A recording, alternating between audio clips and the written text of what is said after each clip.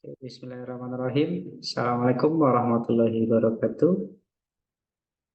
Ya, sekali lagi, alhamdulillah kita panjatkan pada Allah Subhanahu Wa Taala karena kita masih diberikan kesempatan untuk kembali melanjutkan mata kuliah pengolahan bahan buangan berbahaya, di mana pada pertemuan sebelumnya kita sudah selesai membahas bagaimana menetapkan suatu limbah yang dihasilkan dari industri atau kegiatan-kegiatan manusia lainnya untuk bisa kita tetapkan dia sebagai limbah B3, di mana kita sudah membahas secara berkelompok mengenai beberapa pengujian-pengujian yang berkaitan dengan karakteristik limbah B3,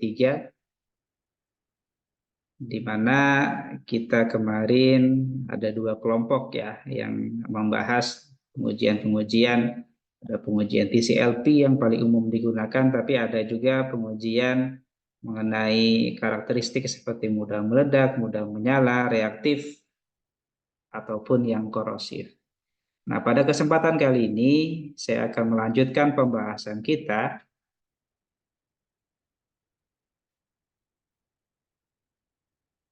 mengenai pengurangan dan pengemasan limbah B3.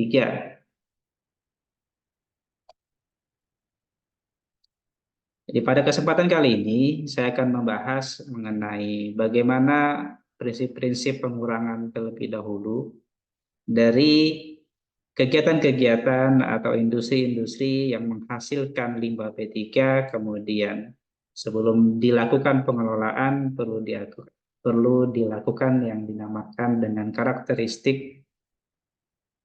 Kemudian barulah kita bisa menetapkan apa langkah-langkah berikutnya. Jadi salah satunya itu kita melakukan pengurangan limbah B3 dan nantinya juga kita lanjutkan dengan proses pengemasan dan nanti proses pelabelan.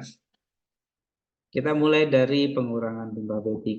Dalam pengurangan itu sendiri, kalau berdasarkan Permen LHK 6 2021, merupakan suatu bentuk upaya yang wajib dilakukan oleh setiap penghasil limbah B3, di mana bentuk-bentuk dari pengurangan limbah B3 itu sendiri itu dimulai dari substitusi bahan baku, yang mana diketahui bahan tersebut termasuk ke dalam bahan berbahaya dan beracun.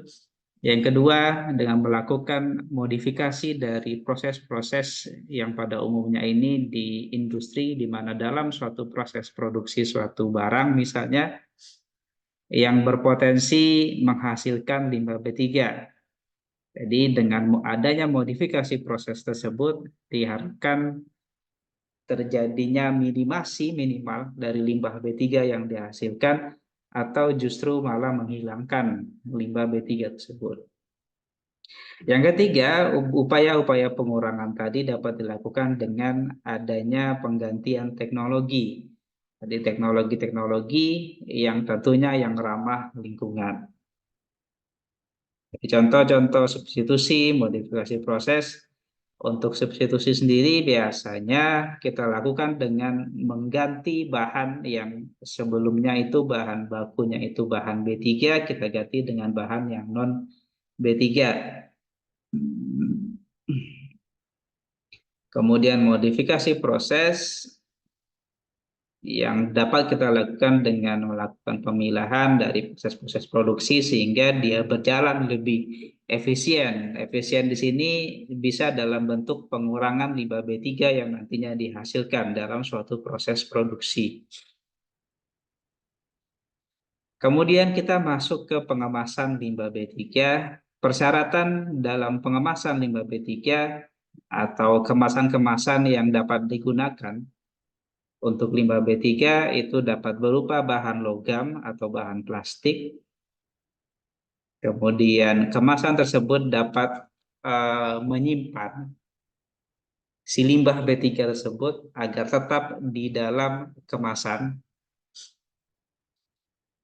Jadi dia tidak terganggu, tidak mendapatkan atau tidak bereaksi dengan udara ataupun mungkin dengan senyawa-senyawa lainnya yang ada di udara, misalnya tidak dipengaruhi oleh hujan dan lain sebagainya. Kemudian yang berikutnya, kemasan tersebut harus memiliki penutup yang kuat, di mana fungsi dari penutup ini adalah mencegah terjadinya tumpahan. Kemudian yang terakhir, kemasan limbah B3 yang digunakan itu harusnya tidak mudah berkarat ataupun tidak mudah rusak dan tidak mudah bocor. Kemudian dalam pengemasan limbah B3, khususnya untuk limbah B3 yang berasal dari bekas limbah B3, maka dalam penetapan karakteristik dari limbah B3 tersebut disesuaikan dengan karakteristik dari limbah B3 yang digunakan di dalam kemasan tersebut.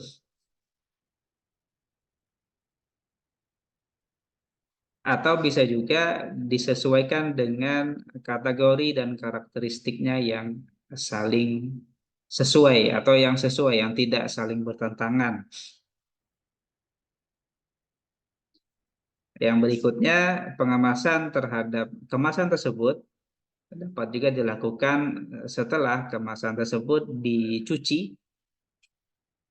sehingga nanti akan terjadi perubahan karakteristik dari limbah tersebut. Kemudian ada beberapa limbah yang tidak perlu dikemas berdasarkan Permen LHK 6 2021, yang diantaranya limbah B3 dari sumber spesifik khusus, diantaranya adalah fly ash, bottom ash, sampai dengan copper slag, dan juga peralatan-peralatan elektronik utuh, kulkas, televisi, PC, AC, dan lain sebagainya. Dan kemasan ini dikecualikan juga untuk limbah-limbah B3 selain yang berbentuk cair, debu, dross, gram logam, dan cacahan. Dari dalam padatan biasanya juga kadang tidak perlu diletakkan dalam suatu kemasan. Kemudian berdasarkan Permen LHK 6 2021, setidaknya ada 5 macam kemasan limbah B3 yang dapat digunakan, mulai dari drum, jumbo bag, IBC atau tangki intermediate bulk container, dalam bentuk kontainer, dan kemasan-kemasan lain tergantung dari karakteristiknya. Kita akan coba bahas satu persatu, dimulai dari penyimpanan dalam bentuk drum, di mana dalam penyimpanan kemasan berikut kita dapat melakukan penumpukan dari kemasan tersebut per jenisnya, di mana dalam tumpukan kemasan tersebut diberikan jarak dengan atapnya lebih dari 1 meter, dan ketika disusun dalam sistem blok, maka disusun dalam sistem 2x3 per blok dengan lebar di antara masing-masing bloknya itu lebih dari 60 cm.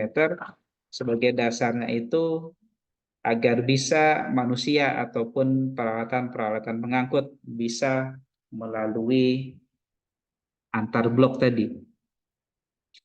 Kemudian untuk drum yang berbahan logam, maka kita dapat menggunakan alas palet ketika jumlah drum tadi lebih dari 3,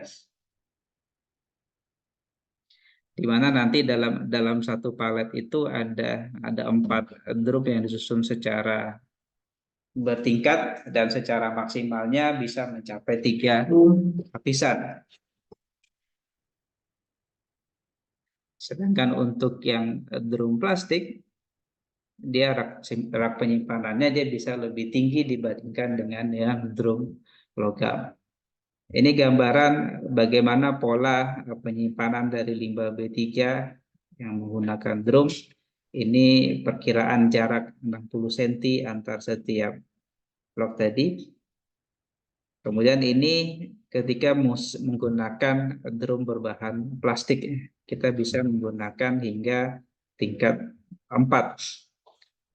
Kemudian yang berikutnya, penyimpanan menggunakan jumbo bag dengan kapasitas yang lebih besar, 500 sampai dengan 2000. Dapat juga menggunakan sistem blok dalam penyimpanan nantinya dengan lapisan menggunakan alas palet. Yang ini tidak tinggi juga dari yang drum tadi, karena dia hanya mencapai 2 lapisan saja penumpukannya. Untuk lebar antar blok kurang lebih sama juga dengan penyimpanan drum tadi. Ini gambar dari jumbo bag yang disusun sepanjang 2 lapisan. Kemudian yang berikutnya untuk tangki IBC atau intermediate bulk container biasanya digunakan untuk limbah B3 dalam fase cair, dapat disusun dalam sistem blok dengan jaraknya sama dengan penumpukan menggunakan drum tadi. Diharapkan adanya jarak lebih dari 1 meter dari tumpukan kemasan dari IBC ini. Dan juga di sini lebar antar bloknya menggunakan lebar yang kurang lebih sama juga, dengan harapan dari lebaran antar blok ini mampu dilalui oleh manusia dan peralatan pengangkut. Ini gambaran bagaimana penyimpanan dari tangki IBC. Kemudian yang berikutnya, kemasan kontainer ini juga digunakan untuk fase cair, di mana dalam penetapan lokasi dari kontainer maka dibutuhkan satu permukaan tanah yang tidak bergelombang dengan kemiringan tanahnya itu kurang dari 1%.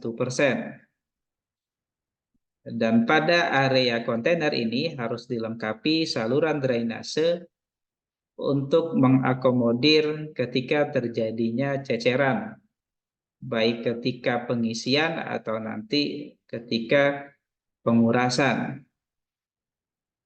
Kemudian juga kontainer harus ditempatkan pada lokasi yang terlindung dari sinaran matahari dan hujan. Ini contoh desain dari suatu kontainer. Kemudian pada setiap kemasan-kemasan tadi harus diletakkan, harus ditempel simbol-simbol dan label pada setiapnya. Jadi ini beberapa contoh penambahan simbol dan label pada suatu kemasan. Kemudian dalam suatu fasilitas penyimpanan ada yang dikatakan sebagai fasilitas penunjang penyimpanan dalam bentuk tangki ataupun kontainer, di mana di dalam tangki ini terdapat pompa yang memiliki fungsi untuk mengisi atau mengeluarkan limbah B3 yang ada di dalamnya. Kemudian di dalamnya juga biasanya ada oil water separator yang berfungsi memisahkan antara minyak dan air. Kemudian, apa nanti perbedaan antara pelabelan dan simbol? Kita coba dari simbol terlebih dahulu. Simbol di sini menggambarkan karakteristik dari limbah B3 yang disimpan di dalam kemasan tersebut. Sedangkan label menunjukkan setiap informasi berkaitan dengan limbah tersebut berupa tulisan-tulisan. Di dalamnya itu ada siapa penghasil limbah B3 tersebut, di mana alamat penghasilnya, waktu pengemasan dilakukan, jumlahnya berapa, dalam volume biasanya atau dalam kilogram, dan kemudian apa karakteristik dari limbah B3-nya juga dituliskan dalam label limbah B3.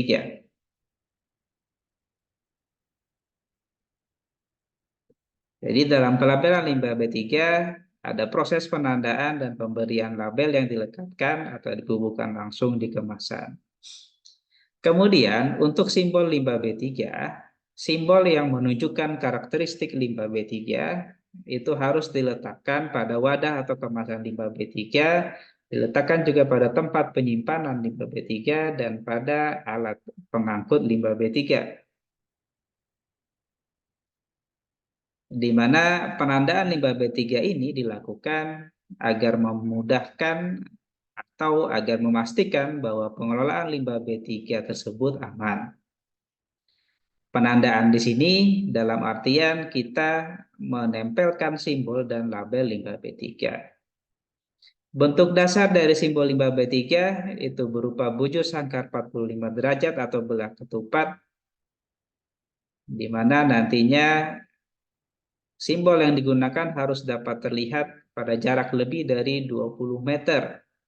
Dengan bahannya pun bahan yang kuat, dia tahan goresan, tahan bahan kimia, menggunakan cat yang berpendar, dan kurang lebih seperti ini gambar dari suatu simbol limbah B3. Simbol nantinya akan terbagi menjadi beberapa jenis limbah B3, jadi setidaknya ada 7, mulai dari yang mudah meledak, mudah menyala, sampai dengan yang berbahaya terhadap lingkungan. Ini beberapa contoh dari simbol-simbolnya: mudah meledak, reaktif, beracun, sampai dengan yang berbahaya terhadap lingkungan. Masing-masing sudah ada aturan mengenai warna-warna dari setiap simbol yang perlu digunakan sebagai acuan. Kemudian untuk label limbah B3, jenis label limbah B3 itu yang pertama adalah label yang ada pada wadah atau kemasan, label pada wadah atau kemasan yang kosong, jadi yang terisi dan yang kosong perlu ditambahkan label juga, dan label pada penunjuk tutupnya. Jadi label ini menunjukkan tutup dari kemasan tersebut berada di mana. Ini contoh dari kemasan, mohon maaf, label yang menunjukkan informasi. Jadi di sini nampak jelas kalau ini merupakan satu limbah bahan berbahaya dan beracun. Kemudian ada informasi-informasi yang berkaitan dengan limbah B3 tersebut. Kemudian ini contohnya ketika dia kosong, maka ditambahkan satu label yang kosong. Kemudian ini penanda di mana tutup wadahnya. Kemudian, bagaimana tata cara pelekatan simbol dan label limbah B3? Pelekatan simbol dilakukan pada wadah kemasan limbah B3, pada kendaraan yang mengangkut limbah B3, dan tempat penyimpanan limbah B3.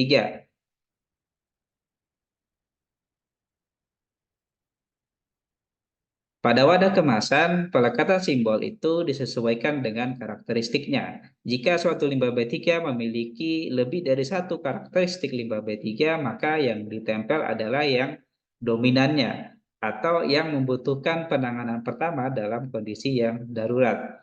Kemudian, simbol diletakkan pada sisi yang terbuka dan dapat dilepaskan ketika nanti dia kosong. Kemudian untuk simbol pada kendaraan pengangkutan sama dengan pada kemasan limbah B3, dengan tambahan simbol yang digunakan ketika dilihat lebih dari 30 meter masih dapat terlihat dengan jelas dan harus dilepas ketika nanti dibersihkan kendaraannya. Kemudian untuk di tempat penyimpanan, maka dia bisa diletakkan di temboknya atau dan diletakkan juga di kontainernya misalnya.